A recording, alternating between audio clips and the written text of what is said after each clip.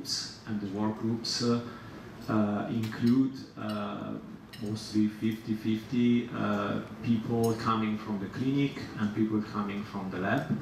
So what we do expect that if they discuss for possible studies. So one or more proposals, they will have, I would say, enough time to discuss. They have two expert tutors coming from the clinic and from the lab again. And tomorrow they will deliver the form of persistence from which the viral replication can occur, and this form is responsible for the impossibility of being cured for HIV so far. So we have different forms of HIV DNA. We have integrated HIV DNA, so that is to say the provirus. But we have also some non-integrated form of HIV DNA, the linear HIV DNA that is not integrated yet, but also some circular form of HIV DNA. So among mainly TCD4 cells, but also monocytes and dendritic cells, and in blood, but also in some tissues as lymph nodes, digestive tissue.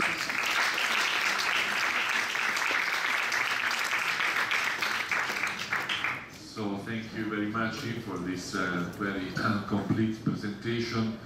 A lot of French data, but this is correct because the French groups have done a lot on this, so it's very important to have this. So one thing I would ask I don't know. I have to check exactly because this is because you said that the ultradit and the Sanger together. Is the resistance first generation Altegravir and LV-Tegravir give cross resistance? There are a couple of signature mutations, these are the most important ones. Dolutegravir is either multiple mutations or 263K, gives a low level of resistance, but in vitro, but we see people not doing well with this mutation. Mutation also pops up for VIKT2018. Maybe but I do in my reporting, I always put Stanford and grade next to each other. I mean, you don't want to do too much. Grade is very close by how I interpret resistance. Stanford is sometimes a little bit overcalling, in my opinion, you know. And I think that's something, so if it becomes complex, I really urge people to discuss with a virologist. Possible resistance about this mutation for integrase. Stanford did not. Something about compare. We can have some advanced virological monitoring in patients with persistent low-level viremia. So, thanks. So now first I have to say I'm really happy to be here. It's a great honor and a great pleasure to be here in Italy. Silvia worked in Geneva, and she will talk us about the acquired and pre-treatment HIV drug resistance in low middle income countries.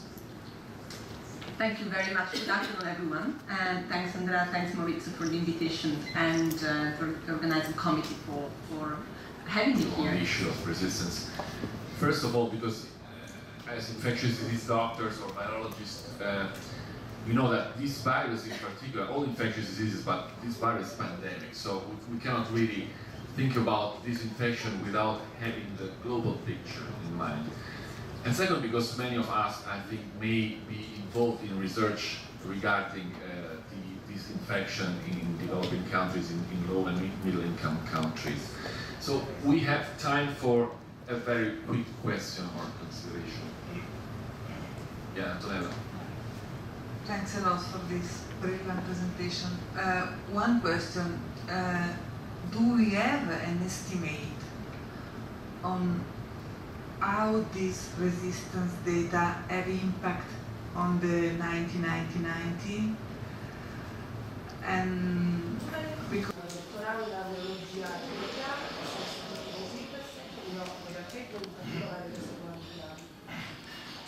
Filippo Zurlini, San Raffaele, lavoro un po' alle 5, in realtà ho fatto finora ricerca di biologo, ho fatto ricerca di base.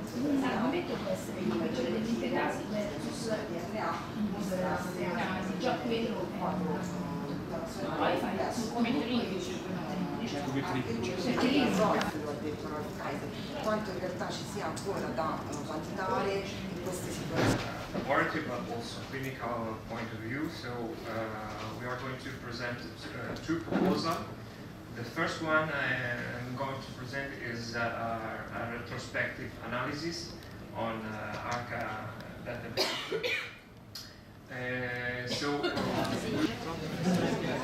So good morning again, and we have time up to 1:30 now to discuss, to have the people working in the groups to present their study designs.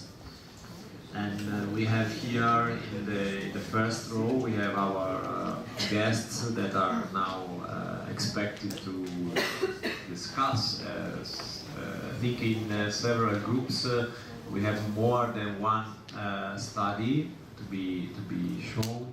So I suggest that we give the opportunity to all of the three groups to present their data. So we can start inviting the first group.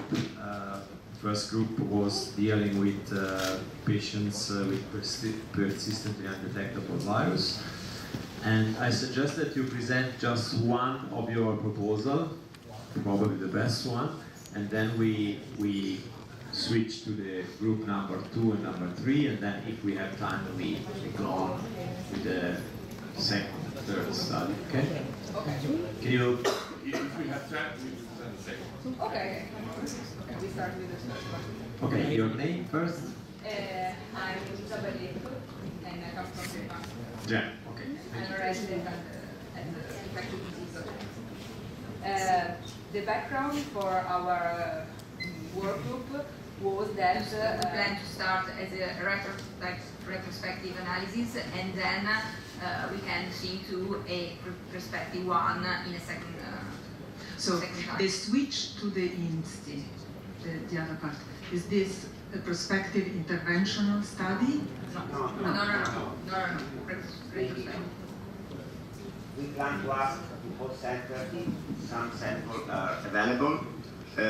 Siena spoke about a storage of samples of this. The question was starting with the retrospective probe archive. There are samples available, especially in Siena, and basically we started from a clinical question, meaning that dual therapy, not monotherapy, but dual therapy is getting more and more popular and effective. You analyze the switch from 3 to 2, but in C-base, there your aim could be just I don't see any movement at all, and that's already enough. That's it. So,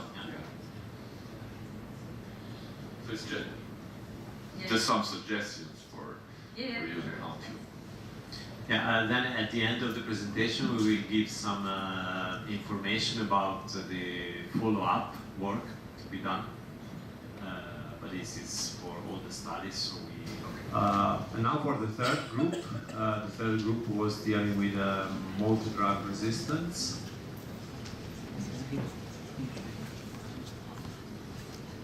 And, good morning, everyone.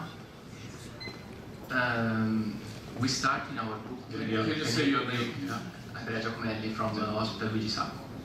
In our group, we start to analyze it with these different backbones, and based on the different characteristics you listed in the previous slide, there is a different distribution of the levels of the different definitions you use for low-level viremia.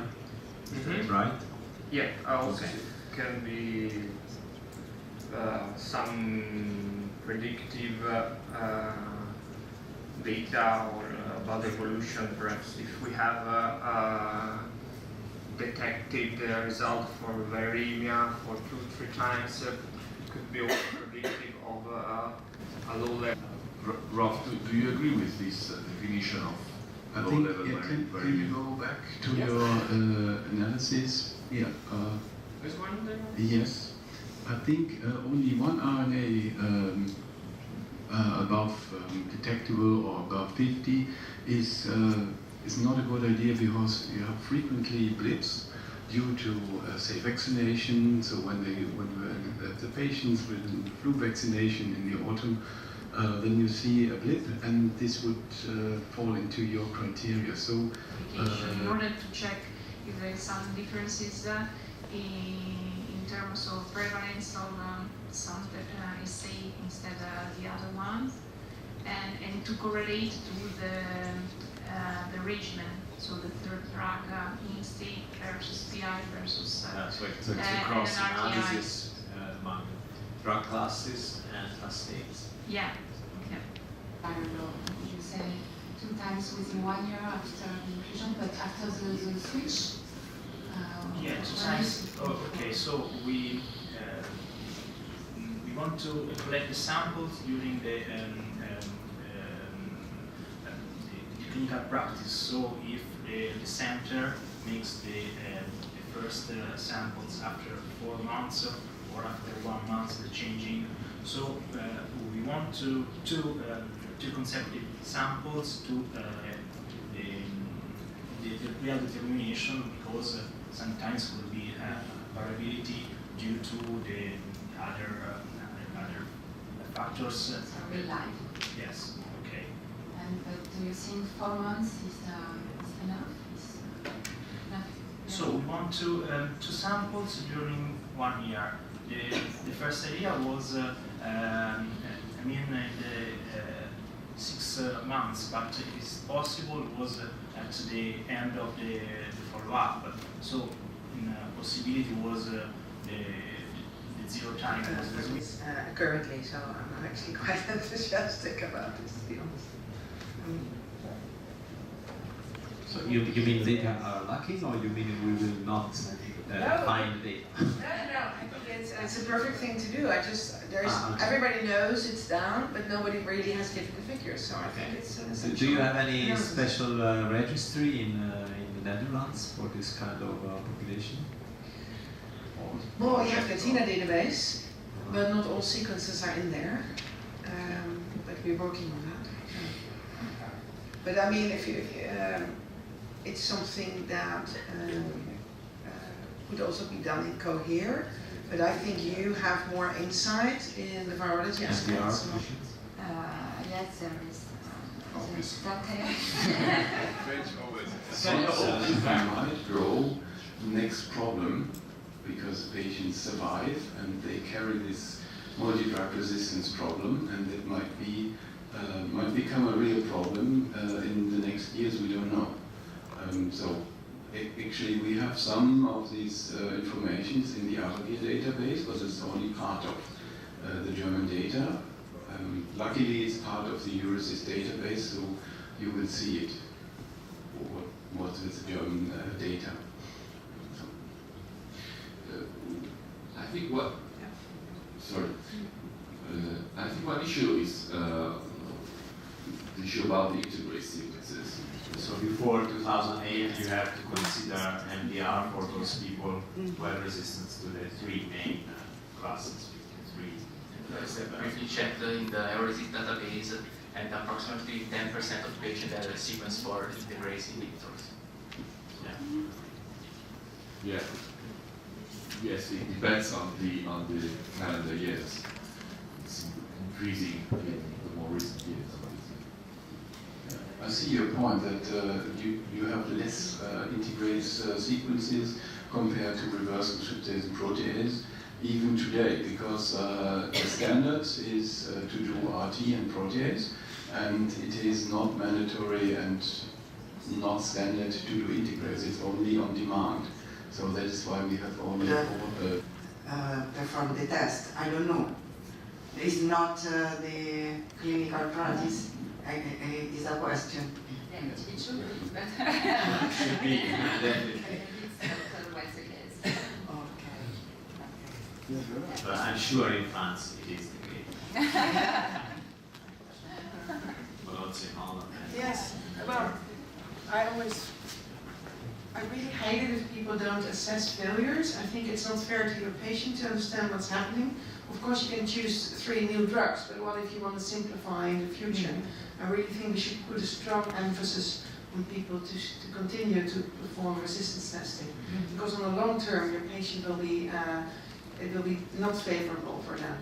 And unfortunately, there's only one center in the Netherlands who's not doing that, and the rest is still doing the genotype.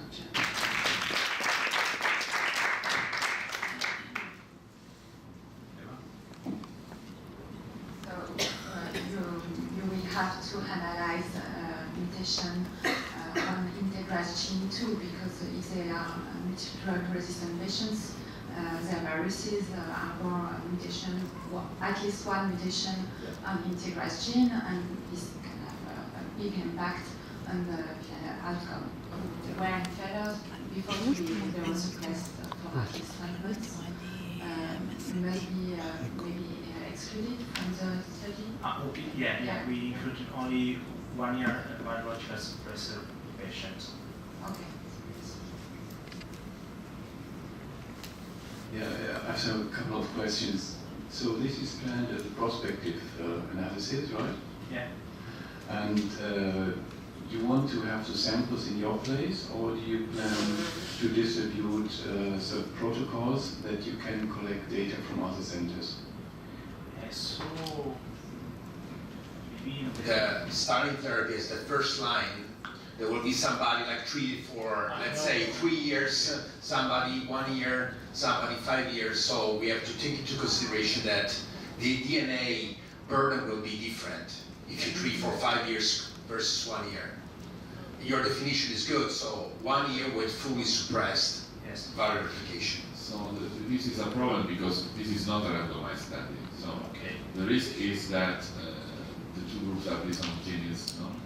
And if there is one patient as inhibitor, especially darunavir plus ritonavir or covisistat. So, of course, we wanted to include patients with 2 consecutive and not detective viral load after start of antiretroviral therapy. Of course, it's a prospective study, so we want to include the patients that begin or switch, of course, switch therapy from January 2019. What I wonder, what do you think about these, if you go back to these slides with the regimens that you would like to include, there's a little bit of a difference in the, as a virologist would say, the genetic barrier of these regimens, and also probably for the patients that you would put on the darunavir and dolutegravir regimen compared to people that you may put on VIKT2018 and dolutegravir or bupivacaine and dolutegravir. So I wonder whether that would be a good comparison if you don't have a control group. You're right. So you may want to Presentation from Annemarie.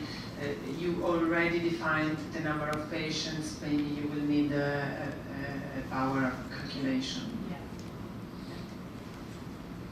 So you did a sample size analysis.